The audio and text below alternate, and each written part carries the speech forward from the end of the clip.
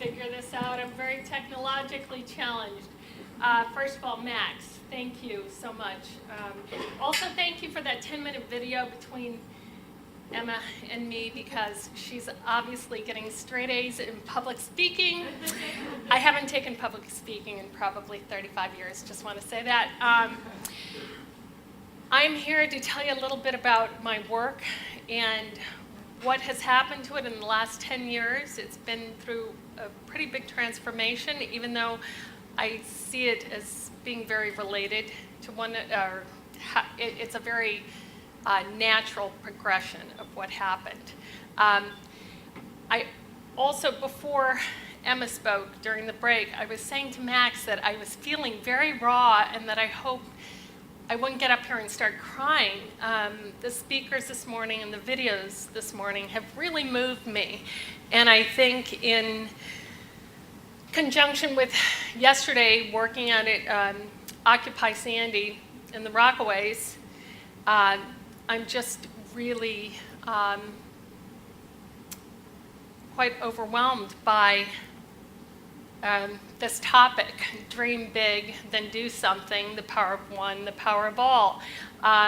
When I saw that title, I thought, well, I've never really dreamed that big as far as anything that I've done. And I thought, well, big's relative. And I wanted to just say that because I think, you know, your front yard is small in relation to your block, but your block is small in relation to your neighborhood, and it goes on like that. So big's relative. Also, I noticed that the word power is in the title twice, and the two powerful, most defining aspects of my personality, of my life and my work have been my love and awe for nature and my issues with authority figures and how they have power over me. And I have always been an activist on the side when I feel that those in power are abusing that privilege, whether they be religious institutions or policymakers or my boss. And I feel like in the last 10 years, not my current boss, I just want to say that, in the last 10 years, these forces have come together. And anyway, here I go. So let's see if I can do this. This was some of my early work. I'm about as cliche as can be. I'm a landscape painter from Nebraska. And this was a landscape I did many years ago. It was made with, my mother had died, and then a few weeks later I gave birth to my first child, my daughter Eleanor, who's in the crowd today. And this was made with paint, but also my mother's ashes and my breast milk. And it just seemed like, it's called The Return of Spring. And after, you know, being very involved with the cycles. Okay, so landscape painter, here is my work. From here, I moved on to, this is, oh, thank you. This is a piece I had my first hand-painted short. And as you can see, it's a tornado, rips up this fence, and a fence, of course, for me is symbolic of culture or taking ownership. And it rips up this fence, and then as you can see, it kind of dances around in the sky and turns into this childlike image of the sun, and then we're back to that beautiful barren landscape without any fences. And this I see as really the beginning of the melding of my work, joining my, I guess, my politics and my landscape paintings. This was a photograph I did. I had gone out to the Midwest several years ago, not that long ago actually, but maybe 6 years ago. And my painting materials never showed. I was going to be doing paintings of landscapes. And when I got there, my materials never showed up. So I thought, oh, I'll take photographs. Well, it was really hot there. It was about 110 degrees, and I thought, I'm not going out there. I had this beautiful air-conditioned studio. So I thought, who's going to know? So I started setting up these little dioramas in my studio and photographing them, thinking I'd come back to New York and say, oh yeah, and this landscape photographs I did in Nebraska. Well, one thing led to another. I was listening to NPR all day while I was working and heard this piece about how out west we have thousands of wild horses. This is a very controversial issue, and I'm sorry if I offend anyone in here.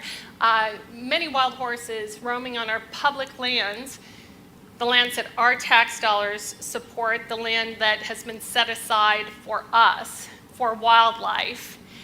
They're now renting out a lot of that property to cattle farmers, large cattle farmers, and oil companies who are going in and digging for oil. They've rounded up 35,000 of these wild horses. They're in captivity. I've been to some of these places, and they're often not treated very well.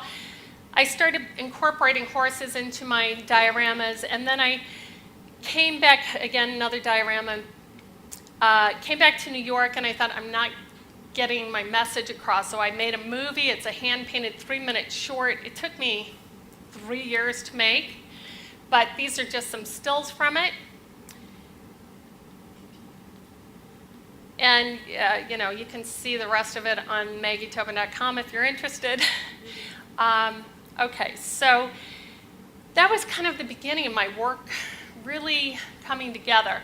I came back to New York, and I realized I was looking more at artists that were doing other things. I wasn't really looking at landscape painting at all. That was a Jenny Holzer piece. This is a piece, well, you want to hit it? Or do I? Live from Paris now is Jude Vestera, who's a spokesman for Dow Chemicals, which took over Union Carbide. Good morning to you. A day of commemoration in faux pas. Do you now accept responsibility for what happened? Steve, yes. Today is a great day for all of us at Dow, and I think for millions of people around the world as well. It's 20 years since the disaster, and today I'm very, very happy to announce that for the first time Dow is accepting full responsibility for the Bhopal catastrophe. We have a $12 billion plan to finally, at long last, fully compensate the victims, including the 120,000 who may need medical care for their entire lives, and to fully and swiftly remediate the Bhopal plant site. Okay, you can cut it. You get the idea. Well, right after this broadcast, a commentator came, or one of the news, what are they called, anchors, came on and said, we're sorry for that last piece. That was actually a very, very hijinks prank made by the Yes Men, and we apologize that information was all wrong. Well, those guys have pulled the most amazing pranks. If you don't know of them, you should. They have brought attention to many abuses of power by corporations, large corporations that have done a lot of environmental damage as well as other things. Just during that broadcast, their stock went down $12 billion. Yes. Anyway, so wonderful artists. This is a piece done by, in Ghana. I love this piece because it's such a positive force of people using their knowledge and creativity to really make a change in the world.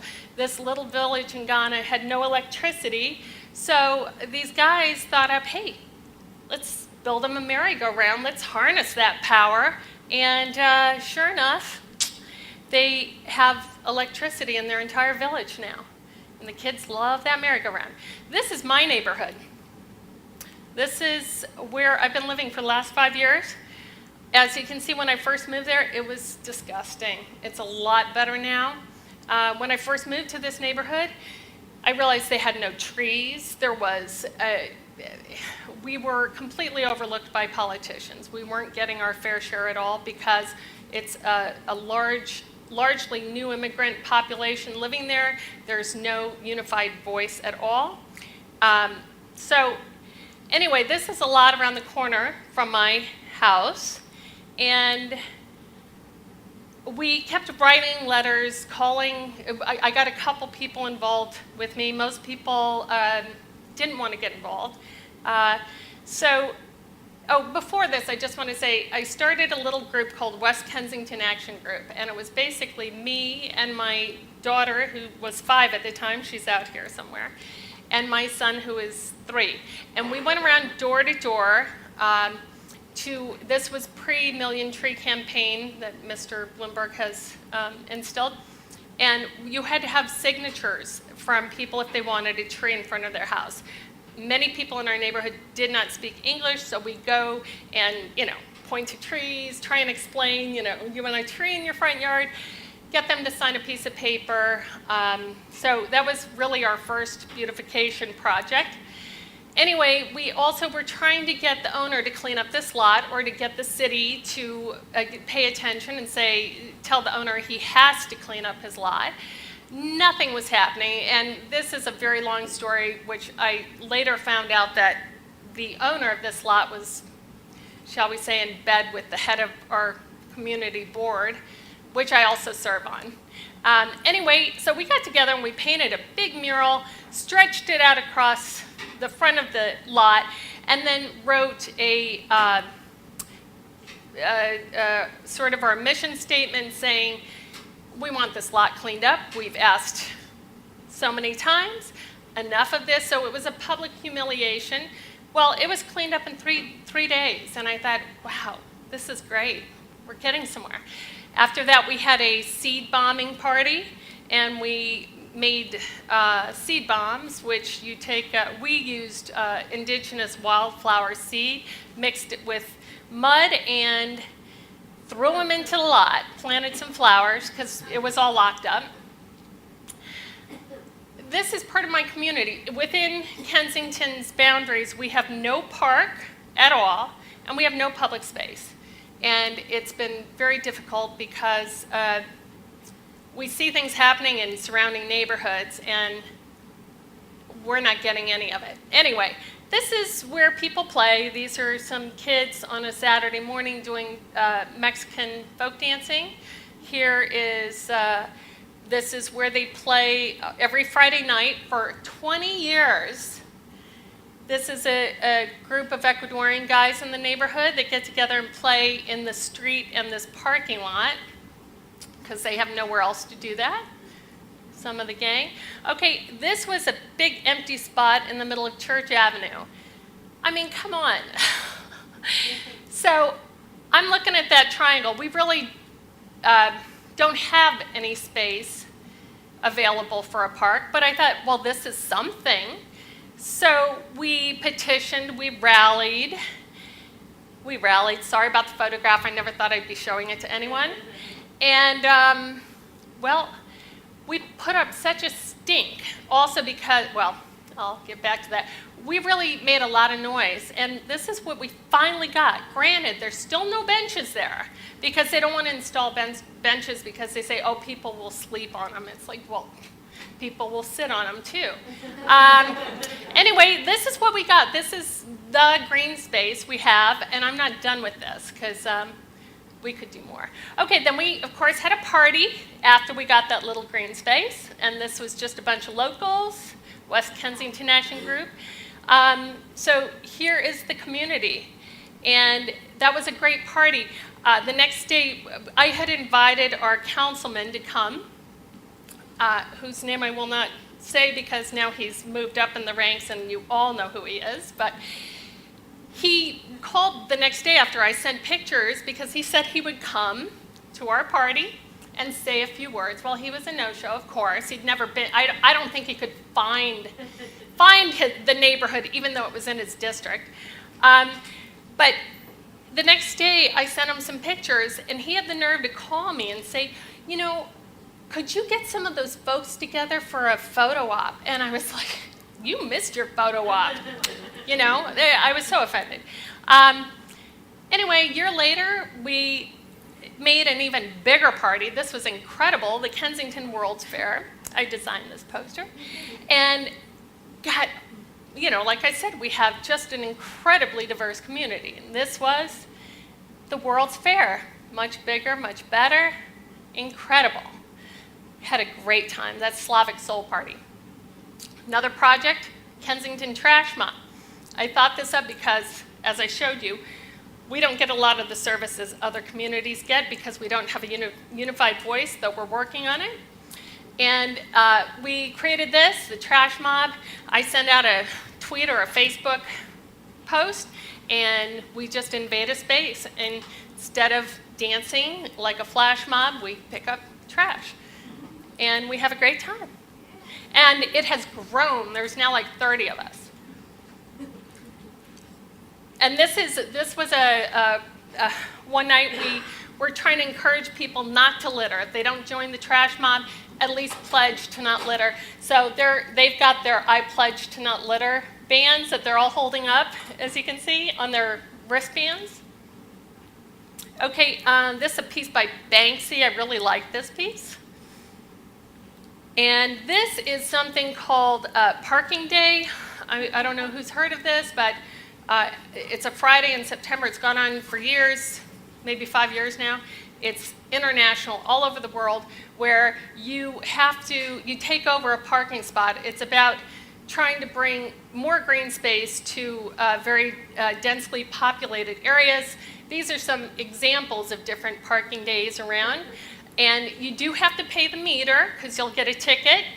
You take over a parking space, and you turn it into a park. And I love the different things people have done. This is some of the guys I worked with on the Participatory Budgeting Committee. We were the second group in the US to ever do it. It was done in Chicago once before. And this was really an amazing adventure where it's basically the delegates of Brad Lander's community gets to vote on. We decide on the projects, and the entire community, his entire district, votes on where he's going to spend his discretionary funds. And we made out very well. But as you can see, very diverse community. This is the expo we had. I threw this in because there I am at the Green Triangle. The New York Times did a piece on this, and I just thought this was a great photograph. When the photographer showed up, you know, he says, yeah, set aside a couple hours. That was his first shot, and he was like, oh, we're done. It was just perfect timing. That kid just happened to be going by. And so here's the Green Triangle again. This is what I'm proposing now. And this is what I proposed with the participatory budgeting, but it didn't fly last year. We're going to try again. We want to take over this little street here, and I've designed a human sundial. How am I doing on time? I don't think this thing's working. Okay. Anybody? Okay, a human sundial. And what would be so great about this is I want it to be encircled in benches. And I want people to come and join together, sit in the same space together, which doesn't happen too often, but we're getting better at it. And the inside markers would tell time in Brooklyn. The outside ones are going to tell time, you know, this one might be Dubai, Jerusalem, Mexico City, from around the world. So it would invite all the communities to come and spend time there. This is a piece where the neighborhood right next to us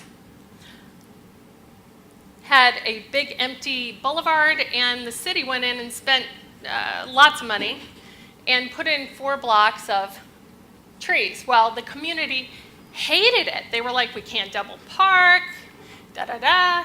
So they fought really hard. They do have a unified voice to get them removed. And they got them, well, I started it, when I heard about this, I started an educational project where I'd set up on a street corner out there and have kids, I would teach them about why trees are good for the environment and we made trees, and they learned about trees.